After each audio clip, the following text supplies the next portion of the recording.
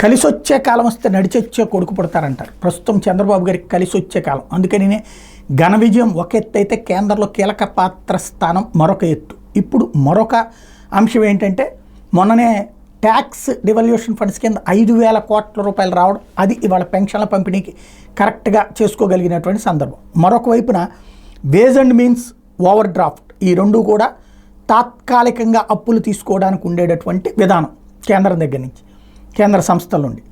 దీనికి ఇప్పటిదాకా ఉన్నటువంటి అమౌంట్ పెంచుతా రిజర్వ్ బ్యాంక్ ఆదేశాలు ఇచ్చింది.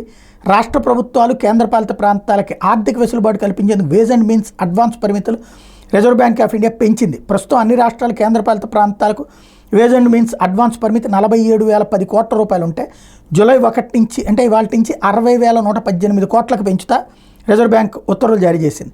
వివిధ రాష్ట్రాల ఆర్థిక శాఖ కార్యదర్శులు ఏర్పాటు చేసిన కమిటీ సూచనల మేరకు ఈ పరిమితులు పెంచినట్టు ఆర్బీఐ ప్రకటించింది. ఇప్పుడు వాస్తవంగా ఆంధ్రప్రదేశ్ ప్రభుత్వానికి ప్రస్తుతం వేజ్ అండ్ మీన్స్ అడ్వాన్స్ పరిమితి 2,252 కోట్లు ఉంది.